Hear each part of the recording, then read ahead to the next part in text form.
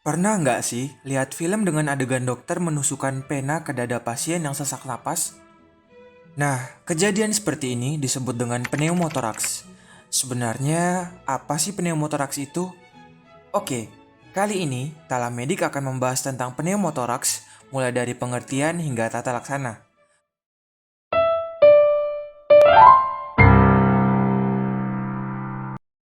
Namun, sebelum itu, perlu diketahui bahwa pneumotoraks merupakan salah satu gangguan pada pleura. Untuk sekarang, ayo beralih dulu ke fisiologi pleura.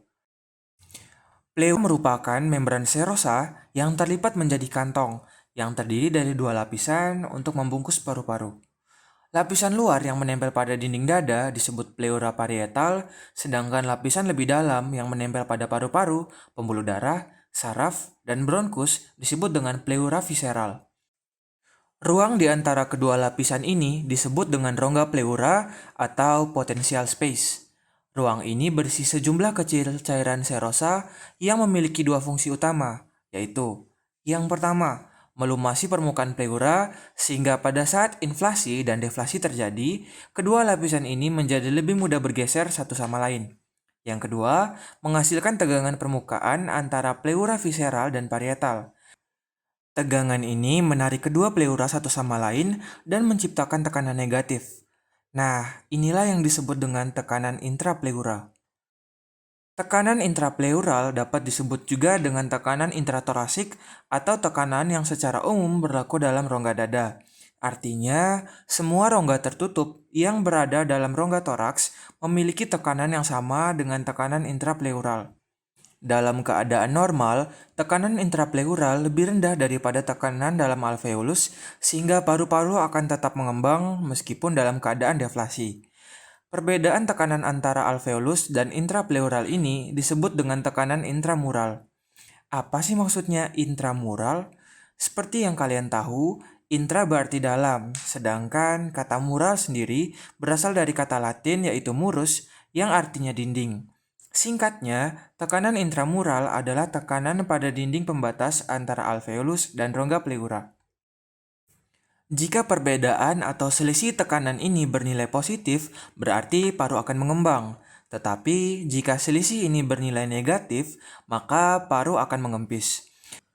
Pneumotoraks merupakan salah satu penyebab tekanan intramural menjadi negatif. Istilah pneumotoraks itu sendiri merujuk dari dua kata, yaitu pneuma yang berarti udara dan toraks yang berarti dada, sehingga secara kasar dapat disimpulkan sebagai dada yang kemasukan udara. Pneumotoraks terjadi saat udara yang bertekanan atmosfer masuk ke dalam rongga pleura melalui luka yang tercipta akibat suatu penyakit atau trauma tertentu. Luka ini bisa saja menghubungkan rongga paru dengan pleura atau rongga pleura dengan lingkungan luar tubuh. Akibatnya, tekanan intrapleural menjadi lebih positif daripada tekanan intraalveolar, sehingga tekanan intramural pun ikut menjadi negatif. Hasil akhirnya, paru-paru akan kolaps. Tingkat keparahan kolaps paru ini akan menentukan gambaran klinis pasien. Pneumotoraks dapat diklasifikasikan berdasarkan etiologi dan patofisiologinya. Berdasarkan etiologinya, pneumotoraks dapat diklasifikasikan menjadi pneumotoraks traumatik dan pneumotoraks atraumatik atau spontan. Pneumotoraks traumatik disebabkan oleh trauma tumpul atau tembus. Pneumotoraks traumatik adalah jenis pneumotoraks yang paling sering ditemui. Selain oleh trauma mekanis, seperti luka tusuk luar, pneumotoraks traumatik juga dapat disebabkan oleh trauma patologis seperti fraktur kosta. Sementara itu, pneumotoraks spontan merupakan jenis pneumotoraks yang terjadi dengan sendirinya tanpa adanya pengaruh gaya mekanis dari luar. Pneumotoraks jenis ini dapat dibagi lagi menjadi dua subtipe, yaitu primer dan sekunder. Oke, yang pertama, pneumotoraks spontan primer. Pneumotoraks spontan primer terjadi secara otomatis tanpa penyakit pemicu yang diketahui. Beberapa faktor risiko yang dapat menyebabkan pneumotoraks spontan primer adalah: yang pertama, orang dengan bula atau BLEPS. Pada pneumotoraks spontan primer, biasanya pasien ini memiliki bula atau BLEPS asimptomatik yang tidak diketahui. Yang kedua, orang muda tinggi dan kurus. Pada orang berperawakan tinggi dan kurus, ukuran tinggi rongga toraks lebih besar daripada orang umumnya. Pada keadaan normal, paru-paru juga terpengaruh oleh gaya gravitasi, sehingga akan tertarik ke bawah dan menyebabkan rongga pleura menjadi lebih lebar di bagian apeks. Hal ini kemudian akan meningkatkan tekanan negatif pada bagian apeks paru. Tekanan negatif ini kemudian dapat meningkatkan shear stress pada apeks paru secara lokal. Apa itu shear stress? Shear stress adalah suatu gaya yang memengaruhi suatu bidang yang tegak lurus terhadapnya. Dalam kasus ini, shear stress timbul akibat tekanan negatif. Kondisi ini akan mengakibatkan udara pada paru tertarik ke bagian apeks. Pada akhirnya, orang dengan habitus tinggi kurus cenderung mengembangkan BLAP yang merupakan faktor risiko pneumotoraks spontan. Keadaan ini sering terjadi pada orang muda karena sekitar usia remaja terjadi penambahan ukuran dada secara cepat sehingga cenderung menimbulkan peningkatan tekanan negatif intrapleural. Yang ketiga, kondisi peradangan paru-paru dan stres oksidatif. Kondisi peradangan pada paru-paru dan adanya stres oksidatif dapat menyebabkan paru-paru berubah menjadi jaringan parut dan kehilangan kemampuan recoilnya. Akibatnya, overdistensi akan terjadi dan kemungkinan ruptur alveolus pun dapat terjadi juga, yang selanjutnya dapat berkembang menjadi pneumotoraks. Yang keempat, perokok. Sebenarnya, pengaruh rokok terhadap kejadian pneumotoraks masih belum diketahui dengan jelas. Namun, diperkirakan bahwa adanya udara yang terperangkap di bagian distal alveolus akibat inflamasi bronchiolar karena efek merokok dapat menyebabkan paru-paru menjadi overdistensi dan rupture. Nah, kita lanjut ke yang kedua, pneumotoraks spontan sekunder. Seperti yang kalian tahu, bahwa semua penyakit dengan tipe sekunder merupakan hasil akhir atau komplikasi dari suatu penyakit atau kondisi yang mendahuluinya. Pneumotoraks sekunder juga terjadi akibat suatu penyakit paru yang mendahuluinya.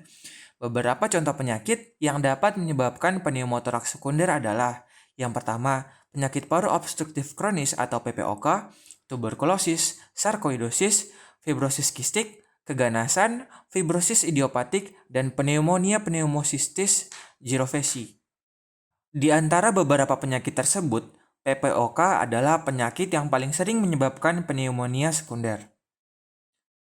Berdasarkan patofisiologinya, pneumotoraks dapat dibedakan menjadi 3 jenis, yaitu simple, tension, dan open atau communicating pneumotoraks. Simple pneumotoraks juga sering disebut dengan closed pneumotoraks karena posisi luka bukan terhubung dengan lingkungan luar, tetapi dengan rongga intraalveolar. Pada simple pneumotoraks tidak terdapat pergeseran mediastinum dan hemidiafragma karena tekanan udara yang masuk ke rongga intrapleural tidak cukup untuk menimbulkan perubahan posisi mediastinum dan diafragma kontralateral. Salah satu contoh kasusnya adalah laserasi pleura dari tulang rusuk yang retak. Berkebalikan dengan simple pneumotoraks, open pneumotoraks adalah jenis pneumotoraks yang disebabkan oleh adanya komunikasi ruang intrapleural dengan udara di luar tubuh melalui luka terbuka di dinding dada. Hilangnya integritas dada ini dapat menyebabkan terhisapnya udara luar ke dalam rongga intrapleura pada saat inspirasi. Tekanan udara yang masuk ini cukup besar untuk membuat mediastinum bergeser ke arah kontralateral terhadap lokasi pneumotoraks dan menurunkan venous return. Ketika ekspirasi terjadi, udara akan keluar melalui perlukaan di dada, lalu diafragma akan naik, dan mediastinum akan bergeser ke arah dada yang mengalami pneumotoraks. Hal ini akan meningkatkan venous return. Selama inspirasi dan ekspirasi terjadi, semua organ di daerah mediastinum akan terus berpindah posisi. Kejadian ini disebut dengan mediastinal flutter. Berbeda dari dua jenis pneumotoraks sebelumnya, tension pneumotoraks merupakan kondisi di mana luka yang menghubungkan rongga intrapleural dengan lingkungan luar tubuh berbentuk seperti katup yang hanya memungkinkan udara untuk masuk namun tidak dapat keluar. Jenis pneumotoraks ini digolongkan menjadi kondisi emergensi dan mengancam nyawa karena masuknya udara secara terus-menerus ke rongga pleura tanpa adanya jalan keluar dapat menyebabkan pergeseran mediastinum, mengakibatkan kompresi vena cava, menghimpit pembuluh darah besar, menurunkan preload jantung, dan akhirnya mengganggu curah jantung. Selanjutnya kita beralih ke diagnosis. Seperti yang dibahas sebelumnya, masing-masing jenis pneumotoraks memiliki faktor risiko serta tanda dan gejala yang berbeda-beda. Ditambah lagi, kondisi pasien juga ditentukan berdasarkan ukuran pneumotoraks yang diderita. Oleh karena itu, diagnosis harus dilakukan berdasarkan anamnesis, pemeriksaan fisik, dan penunjang yang benar. Gejala yang paling umum muncul adalah sesak napas dan nyeri dada parah yang bersifat pleuritik, tajam, mendadak, serta menyebar ke seluruh bahu ipsilateral. Pada pneumotoraks spontan primer, gejala yang timbul bersifat minimal karena individu yang sehat dapat mentolerir konsekuensi fisiologi dengan baik. Namun, pada pneumotoraks spontan sekunder, sesak napas yang ditimbulkan lebih parah karena disebabkan oleh penurunan volume cadangan paru. Salah satu catatan yang perlu diperhatikan adalah jika ditemukan respiratory distress, kardiovaskular collapse, dan deviasi trakea, maka kita harus curiga ke arah tension pneumotoraks. Pada pemeriksaan fisik, temuan yang sering didapatkan adalah ketidaknyamanan pernapasan, peningkatan laju pernapasan, ekspansi paru asimetris, fremitus taktil berkurang, perkusi hiperresonan, penurunan intensitas bunyi napas atau tidak ada bunyi napas. Khusus pada kasus tension pneumotoraks, temuan tersebut juga disertai dengan yang pertama, takikardi dengan denyut jantung lebih dari 134 kali per menit, hipotensi, distensi vena jugularis, cyanosis, kegagalan pernapasan, dan gagal jantung. Nah, meskipun di sini kita hanya mempelajari tentang pneumotoraks, kamu juga bisa membuka kemungkinan penyakit lain yang memiliki gejala serupa. Pneumotoraks spontan memiliki diagnosis banding seperti pneumonia, eksaserbasi asma akut, bronkitis, emboli paru, diseksi aorta, kostokondritis, sindroma koroner akut, kecemasan atau serangan panik, cedera diafragma, dan lain-lain. Sedangkan pada pneumotoraks traumatik, tension pneumotoraks dan hemotoraks bersamaan harus selalu dijadikan diagnosis banding. Begitu banyak kemungkinan. Kepala Tama dan teman-teman mungkin bisa pecah. Oleh karena itu, kita butuh pemeriksaan penunjang. Diagnosis pneumotoraks biasanya ditegakkan dengan chest radiograph, kecuali tension pneumotoraks, yang harus ditegakkan secara klinis untuk menghindari keterlambatan pengenalan dan penanganan. Berikut adalah pemeriksaan penunjang yang dapat dilakukan beserta keunggulan dan kekurangannya. Bisa dilihat ya.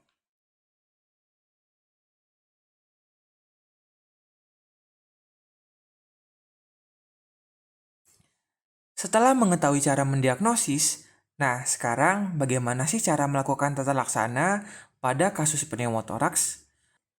Perlu kamu ketahui bahwa tata laksana pneumotoraks tergantung pada etiologi, gejala, dan faktor risikonya.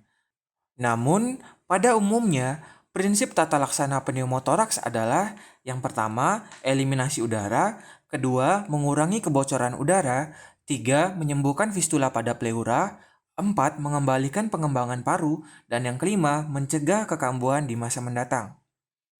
Di video kali ini, Talamedik hanya akan membahas prinsip eliminasi udara saja, karena langkah-langkah eliminasi udara sangat penting bagi lulusan dokter umum. Eliminasi udara dapat dilakukan melalui beberapa cara. Pada pasien pneumotoraks yang asimptomatik, jika tidak ada indikasi akan terjadi rekarensi, boleh tidak dilakukan apa-apa, kemudian dirujuk ke spesialis paru. Pneumotoraks asimptomatik biasanya ditemukan secara tidak sengaja pada pasien yang datang dengan keluhan lain. Pada pasien yang tidak stabil, contohnya pada kondisi tension pneumotoraks, udara perlu dikeluarkan segera.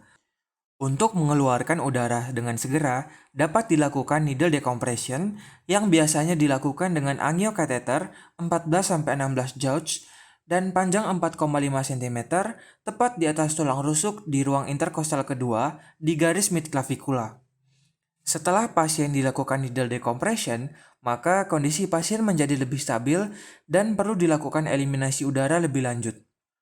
Pada kondisi pasien stabil, biasanya tekanan udara di pleura tidak cukup positif dibanding tekanan di luar paru, sehingga udara tidak bisa keluar hanya dengan komunikasi yang dibuat kateter. Oleh karena itu, diperlukan thoracostomy tube, yaitu teknik dekompresi bertekanan negatif, yang biasanya ditempatkan di atas tulang rusuk di ruang interkostal kelima anterior garis mid aksilari. Kemudian, apabila tub torakostomi tidak berhasil atau terdapat indikasi seperti di layar, diperlukan intervensi bedah seperti Video Assisted Thoracic Surgery atau VATS dan torakotomi. Oh iya, untuk kondisi-kondisi tertentu seperti open pneumotoraks dan pneumotoraks spontan, terdapat beberapa hal yang perlu diperhatikan. Pada kondisi open pneumotoraks, sudah terdapat komunikasi antara lingkungan luar dengan rongga intrapleural, sehingga eliminasi udara bukan merupakan tata laksana utama yang harus dilakukan. Pada open pneumotoraks, hal yang perlu dihentikan adalah mediastinal flutter untuk mencegah kegagalan venous return. Hal yang dapat dilakukan adalah dengan memasang three-sided occlusive dressing atau pembalut oklusif 3 sisi, thoracostomy tube, dan chest wall defect repair. Pembalut oklusif 3 sisi ini membuat komunikasi satu arah agar udara yang keluar melalui luka pneumotoraks saat ekspirasi tidak dapat masuk lagi. Di samping penanganan khusus open pneumotoraks, kamu juga perlu tahu bahwa pada kasus pneumotoraks spontan, ukuran pneumotoraks sangat berpengaruh terhadap manajemennya. Oleh karena itu, sebelum melakukan penanganan, imaging perlu dilakukan untuk mengetahui ukuran pneumotoraks. Pada kasus pneumonia spontan primer tanpa gejala atau dengan ukuran luka kurang dari 2 cm, maka cukup dilakukan rawat jalan selama 2 hingga 4 minggu. Namun, pada kasus yang memiliki gejala atau memiliki luka dengan ukuran lebih dari 2 cm, needle aspiration perlu dilakukan. Jika setelahnya gejala membaik dan ukuran luka berkurang hingga kurang dari 2 cm, maka pasien boleh dipulangkan. Tetapi, jika tidak, maka pasang tub torakostomi.